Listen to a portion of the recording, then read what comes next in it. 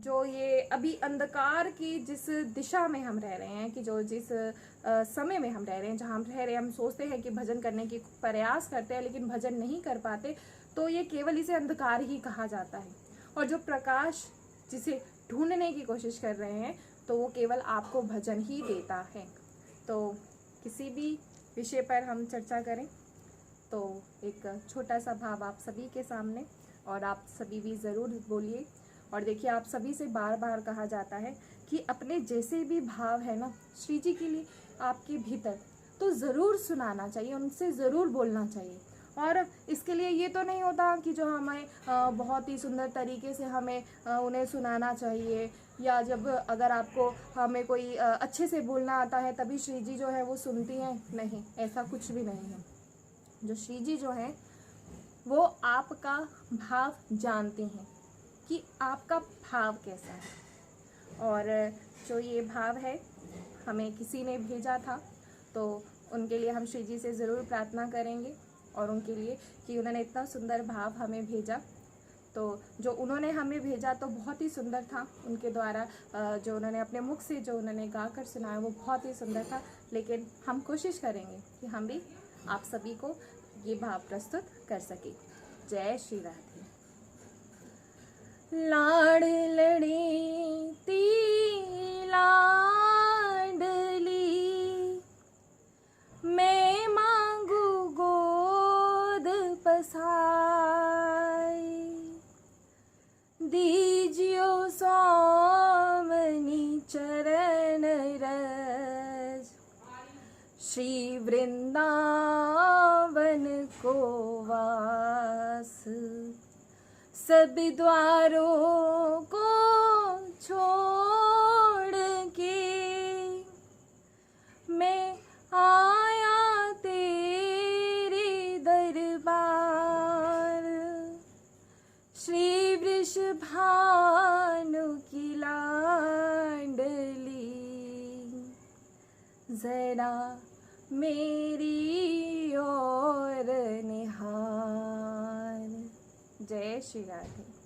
ऐसे ही सुंदर सुंदर भाव जब आप सभी के हमारे पास आते हैं तो यकीन मानिए बहुत ही अच्छा लगता है, क्योंकि श्री जी से जो प्रेम है, हम प्रेम करते तो हैं, इस संसार से प्रेम सभी करते हैं, लेकिन जो प्रेम श्री जी से है, जो प्रेम अपने प्रभु से होना चाहिए, जब वो हो जाता है इस जीवन में, तो यकीन मानिए इस जीवन का ना उद्धार हो जाता है।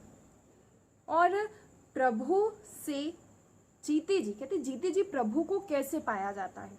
जब हमारे ऐसे आप बहुत से मन में ऐसा भाव आता है कि जीते जी प्रभु को पाया जा सकता है, तो हम तो बस इतनी बात जानते हैं कि जीते जी प्रभु को पाना, अगर हम भजन कर रहे हैं, हमारा जो मन है वो इस संसार में ना फंसकर प्रभु के चरणार विंद से जा रहा है, इस प्रभु के चरणार विंद से जुड़ रहा है, तो ये प्रभु के दर्शन नहीं तो और क्या है।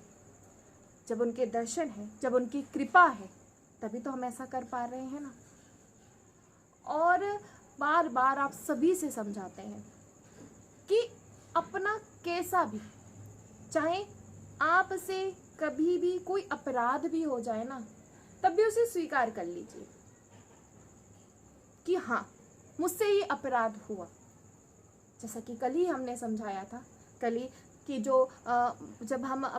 जब अपने से कोई किसी गलती हो जाती है, अगर हम उसे स्वीकार कर लेते हैं तो प्रभु माफ कर देते हैं, क्योंकि स्वीकार करना सबसे बेहतर है। और बार बार यही समझाना चाहेंगे कि अगर प्रभु को पाना चाहते हैं, पाने का मतलब ये तो नहीं कि सामने आकर आपके खड़े हो जाए, ऐसा नहीं। पाने का मतलब ये होता है कि जो हमारा हृदय है वो हर समय प्रभु की तरफ रहे, जो हमारा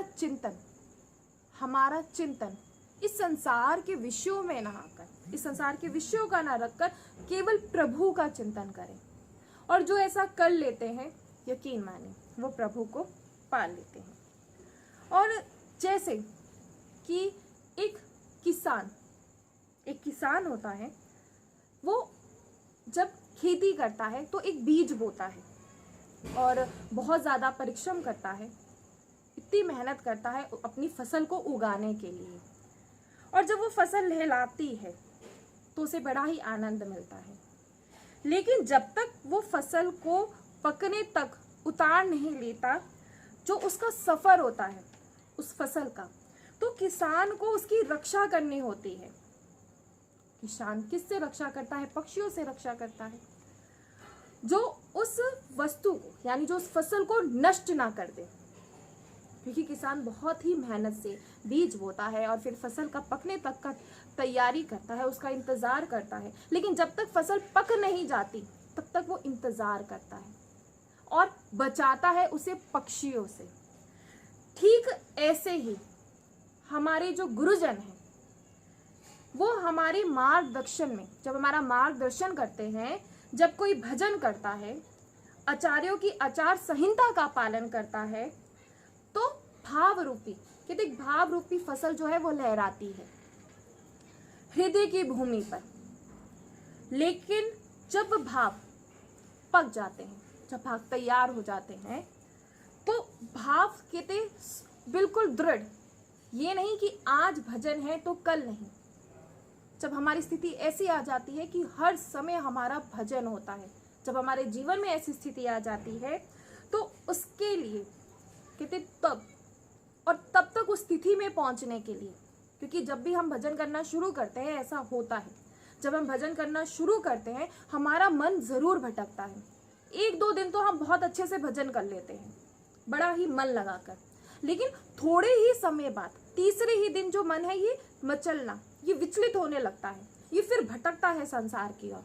और फिर जब वो उस गति से बहुत ही दुगनी गति से बढ़ता है, तो जब तक ऐसी स्थिति ना आ जाए कि जो हमें भजन करना है, हर समय हमें जो भजन करना है, तो उस स्थिति में पहुंचने के लिए जैसे किसान अपनी फसल को पक्षियों से बचाता है, वैसे ही हमें एक विशेष प्रकार से एक पक्षी से अपने आप को बचाना है। अब वो विशेष प्रकार का पक्षी कौन सा है? वो विशेष प्रकार का पक्षी है संचय। साधक को आध्यात्मिक उन्नति में अगर सबसे बड़ी कोई बाधा है तो भगवान के स्वरूप की प्रतीति का अभाव है, सबसे बड़ा। और क्योंकि ऐसा क्यों होता है?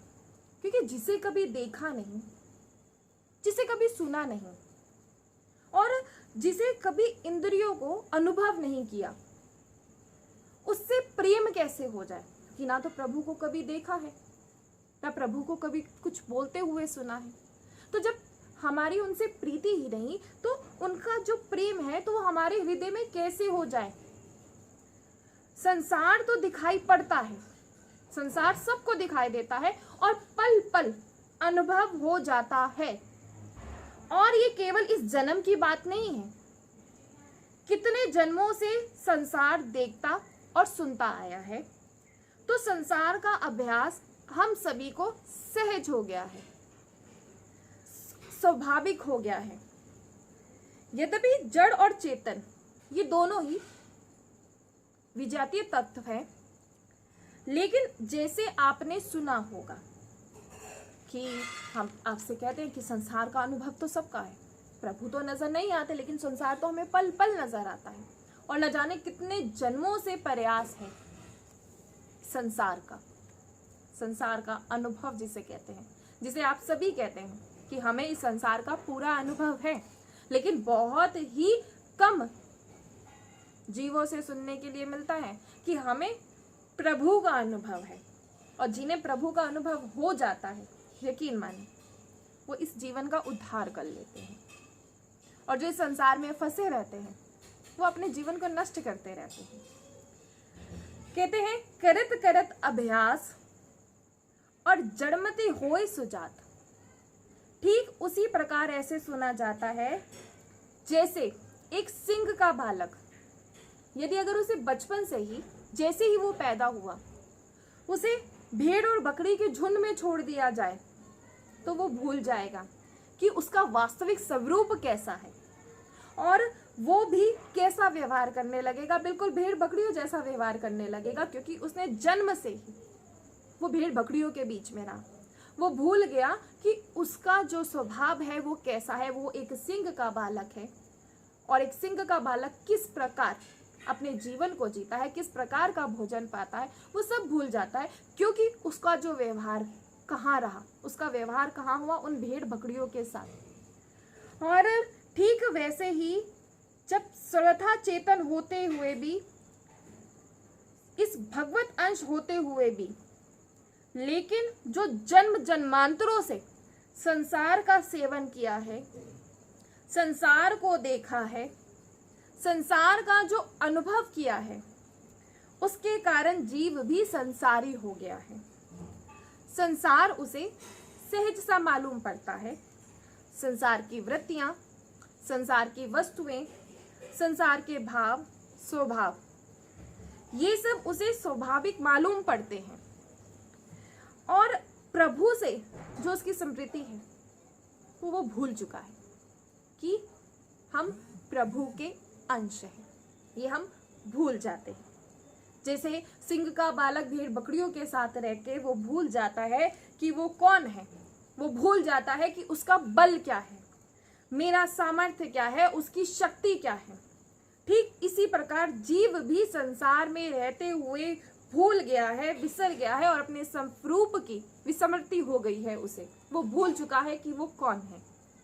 कैसे भगवान से प्रेम हो जाए, कैसे स्मृति हो पुनः, कैसे दोबारा भगवान को याद किया जाए, भगवान के स्वरूप की भी, अपने स्वरूप की भी, क्योंकि वो अपना स्वरूप भी भूल जाता है और भगवान का स्वरूप भी भूल जाता है। और प्रभु के साथ जो उसका संबंध है, तो उसकी स्मृति कैसे आए, उसे कैसे याद हो। उसमें सबसे बड़ी बाधा क्या है? निश्चित रूप से संसार को देखा है, संसार का अनुभव किया है, इसलिए संसार ना होते हुए भी प्रतीत होता है।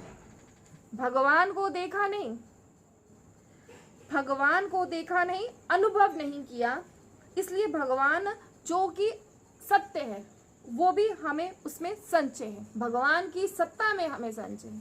भगवान के ऊपर हमें विश्वास नहीं। क्यों? क्योंकि भगवान का अनुभव ही नहीं, भगवान को देखा ही नहीं। अब अनुभव हो तो हो कैसे? क्योंकि जन्म जन्मांतर से संसार में फंसते हुए आए हैं। अब जब संसार में फंसते हुए आए हैं तो संसार का आकर्षण है, तो प्रभु का कैसे है? क्योंकि हम भूल चुके हैं। और क्योंकि अगर भगवान की सत्ता में, अगर भगवान की प्रतीति हो जाए, आपको बड़ी विचित्र सी बात ये लगेगी कि अगर हमसे कोई पूछे कि आप भगवान की जो सत्ता है उसको आप स्वीकार करते हैं, आप भगवान को मानते हैं, तो तुरंत सभी का जवाब आ जाता है हाँ कि हम भगवान को मानते हैं। कौन ऐसा नास्तिक? बहुत ही कम लोग होते हैं जो नास्तिक होते हैं कि हम प्रभु को नहीं मानते, लेकिन सभी का यही होता है कि सब प्रभु को मानते हैं। और अगर मानते नहीं तो धाम में क्यों आते, और अगर मानते नहीं तो कथा क्यों सुनते, और अगर मानते नहीं तो पूजा क्यों करते, और अगर मानते नहीं, जब अपने जीवन में किसी चीज़ों की, किसी वस्तुओं की अभिलाषा होती है तो प्रभु से क्यों कहते? क्योंकि मानते तो हैं, हम सब मानते हैं कि प्रभु है। पर एक और विचित्र सी बात है कि अगर भगवान की सत्ता पे अगर आप लोग विश्वास करते हैं तो विश्वास को आप पूरा क्यों नहीं करते? जब आप मानते हैं कि भगवान है तो उस विश्वास का दृढ़ विश्वास रखिए ना। फिर भी जो जीव है वो कहीं ना कहीं अपना बल लगाने की कोशिश करता है। हमें कुछ हमारे साथ अगर हो जाता है तो हम सोचते हैं कि, बोल देते हैं कि ये प्रभु इच्छा।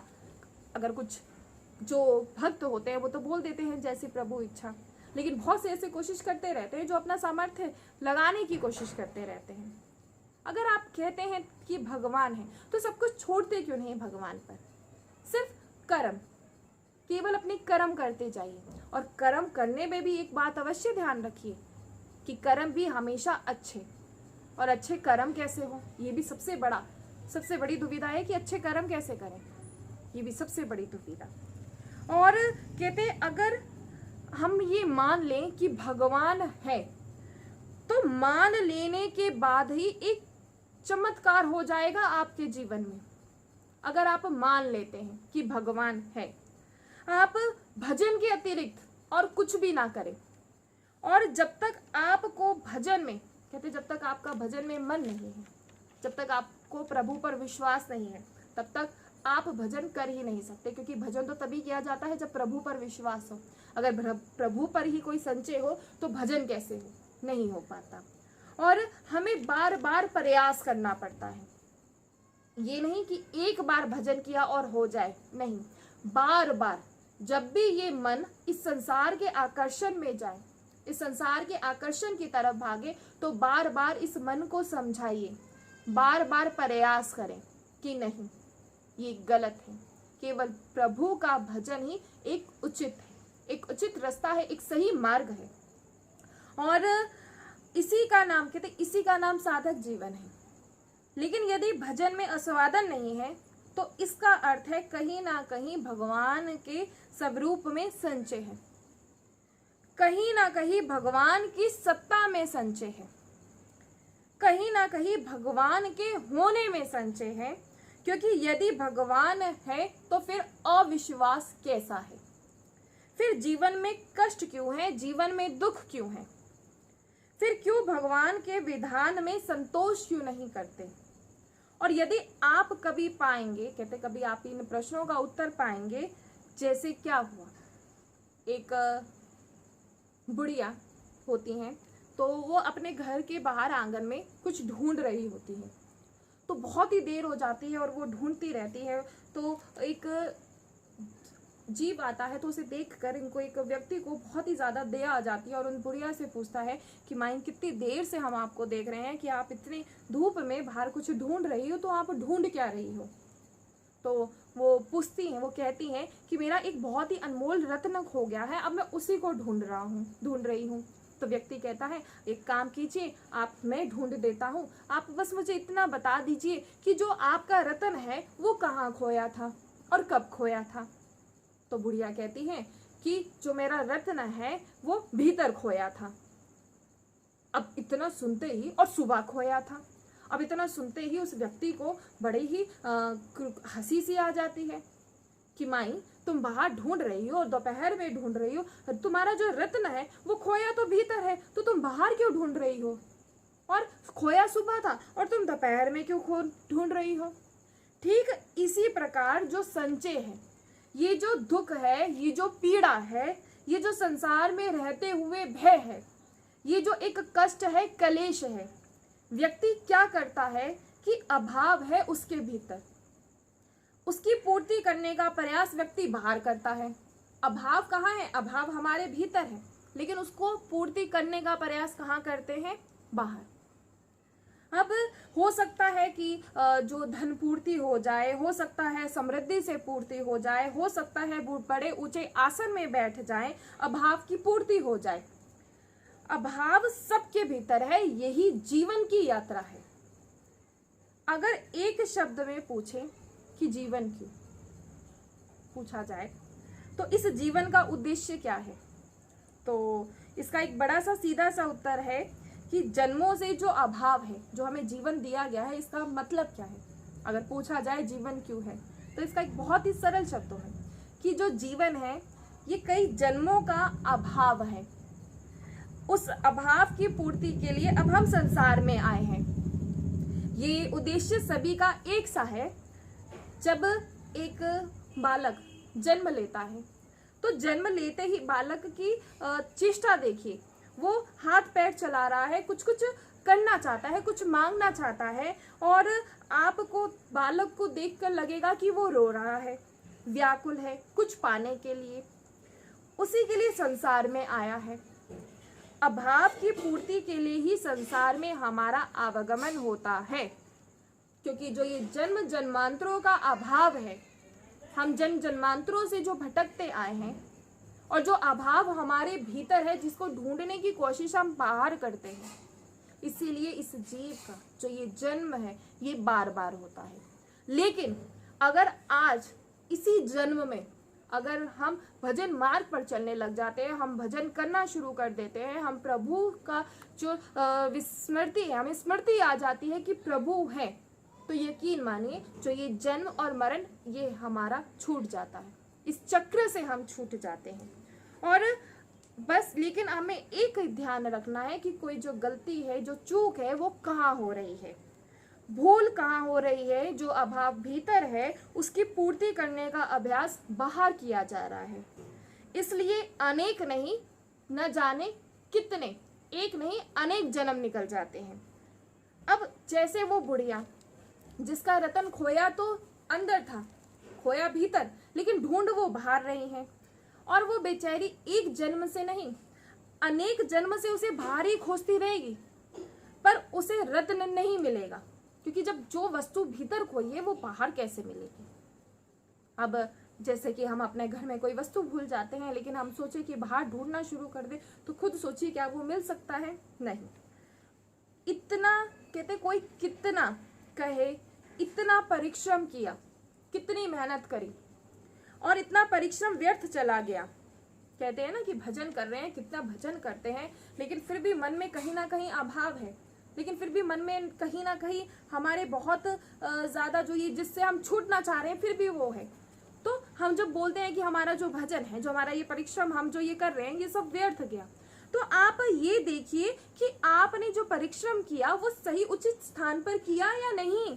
जैसे वो बुढ़िया गलत स्थान पर अपने रत्न को ढूंढ रही थी, तो क्या कहीं हमारे साथ भी तो नहीं हो रहा कि हम कहीं गलत स्थान पर कर रहे हैं, जो हम ढूंढ रहे हैं वो गलत स्थान पर है? ऐसा ही हमारे साथ ऐसा है।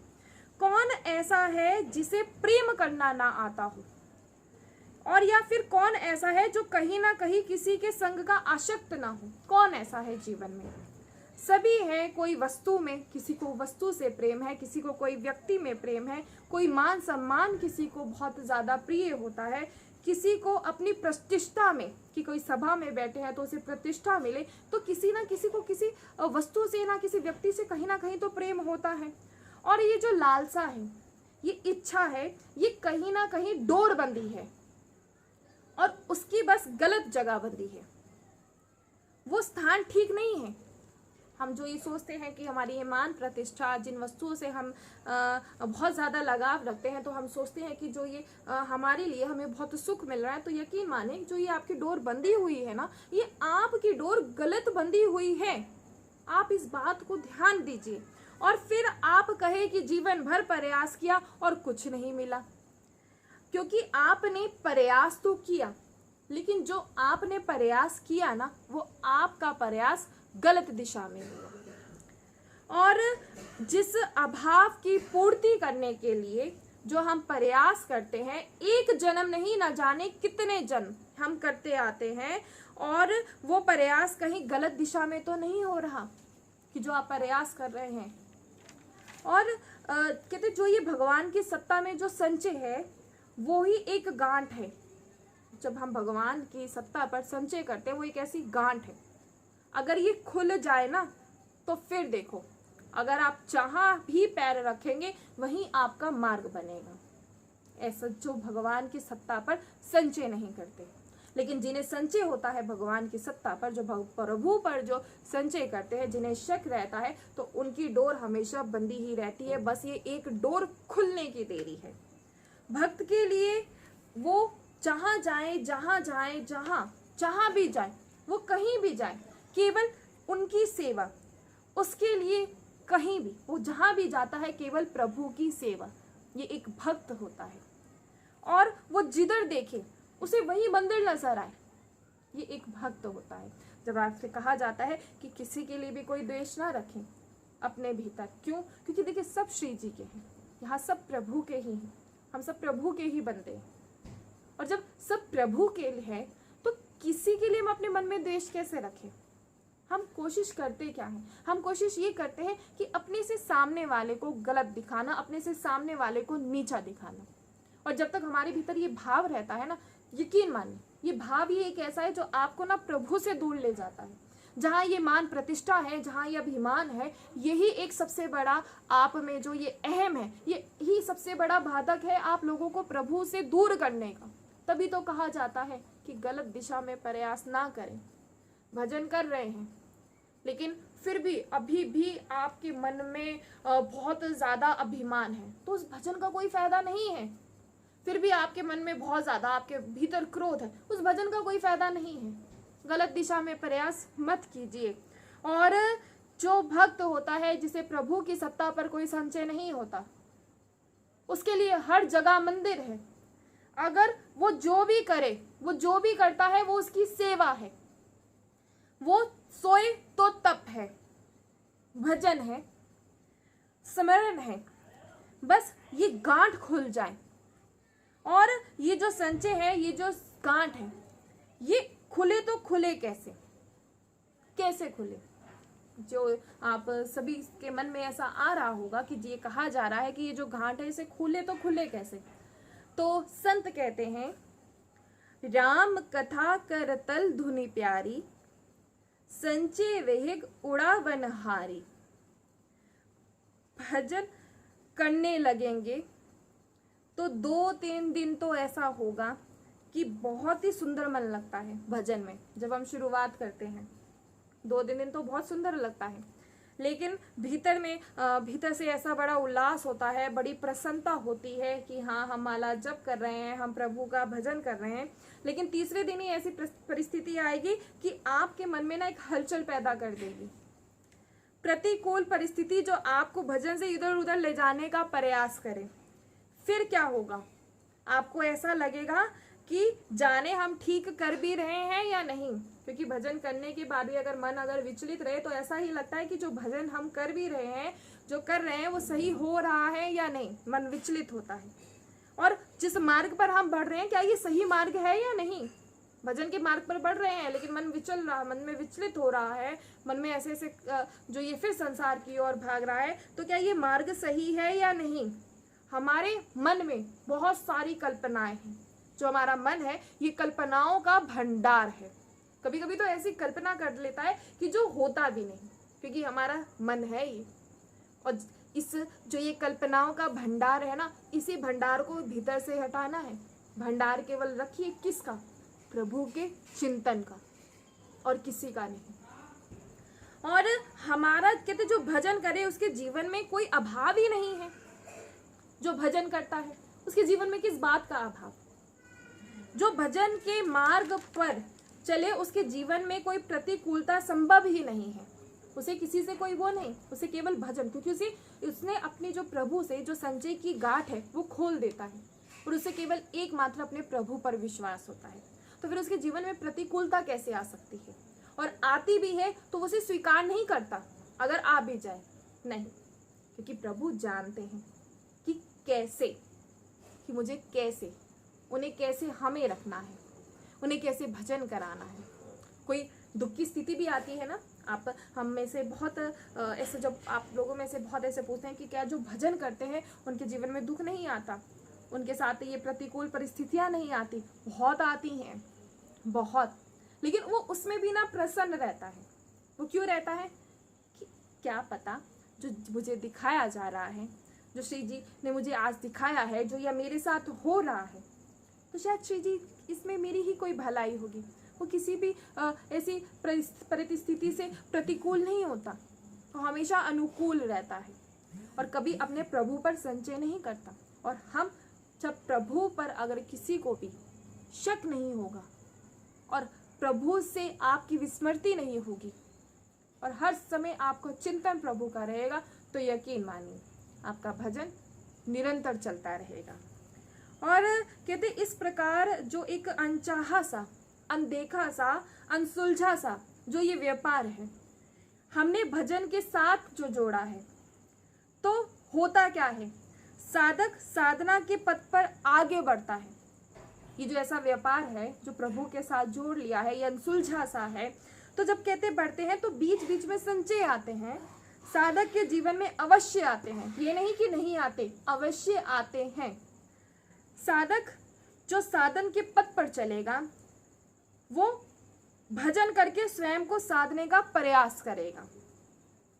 उसके जीवन में संचय स्वाभाविक है, और संचय को पूरा करने का सबसे सुंदर, सरल, सबसे सहज अगर कोई मार्ग है तो वो है कथा, वो है सत्संग, और वो है संत जनों की वाणी सुनना, रसिक जनों का संग, भक्तों का संग, और संसार के आकर्षण से, संसार के व्यवहार से दूर होना। जितना आप भक्तों का संग करेंगे, जितना आप इस संसार के आकर्षण से छूटेंगे, यकीन मानिए उस दिन ऐसा ज़रूर आएगा कि जो कहते हैं कि हम प्रभु से दूर हैं, जो कहते हैं कि प्रभु नज़र नहीं आते, उन्हें सब हम बार बार ये कहते हैं कि हम आपसे बोल दें कि नहीं प्रभु तो सामने आकर बैठ जाते हैं, नहीं, लेकिन प्रभु उसके साथ हमेशा रहते हैं। अगर वो रोता है तो उसे दुलार करते हैं, जब वो भजन करता है तो उसकी सहायता करते हैं। अब सुबह जल्दी उठने के लिए कहा जाता है कि जल्दी नहीं उठ पाते, स्वास्थ्य खराब होता है, प्रभु की सेवा नहीं कर पाते क्योंकि स्वास्थ्य खराब है। इसीलिए नहीं कर पाते क्योंकि प्रभु से प्रीति नहीं है। भजन नहीं कर पाते क्योंकि प्रभु से प्रीति नहीं है। अब एक माँ होती है, अगर उसका स्वास्थ्य खराब हो जाता है, चाहे वो कितनी भी बीमार क्यों ना हो, लेकिन अपने बालक को प्रसाद अवश्य पवाती है, चाहे कितनी भी उसकी स्थिति क्यों ना खराब हो, वो उसका ध्यान अवश्य रखती है। तो ऐसे ही हम सेवा क्यों नहीं करते? सेवा हमेशा भाव से, और प्रभु का जो चिंतन है, जो प्रभु का चिंतन है आपके हृदय से कभी जा ना पाए। आपका मन केवल किस में? केवल प्रभु के चिंतन में। हर समय जो ये कल्पनाओं का भंडार है, इसे अपने भीतर से निकालिए और प्रभु से अपनी डोर को बांधिए, और जो गांठ बंधी हुई है उस गांठ को खोल दीजिए, और फिर सब कुछ सरल हो जाएगा। जहां जहां पग रखेंगे, जैसे जैसे भजन करेंगे, वैसे वैसे प्रभु आपके सहायक होते चले जाएंगे। और ऐसा हो जाता है, यकीन मानिए ऐसा हो जाता है। इसलिए जितनी कथा श्रवण कर सकते हैं उतना करें, जितना सत्संग सुन सकते हैं उतना सुने, और जितना रसिक जनों का संग कर सकते हैं उतना करें। और एक दिन ऐसा ज़रूर आएगा कि आप भी इस संसार का जो आकर्षण है अपने भीतर से उसे खत्म कर देंगे। तो जय श्री राधे।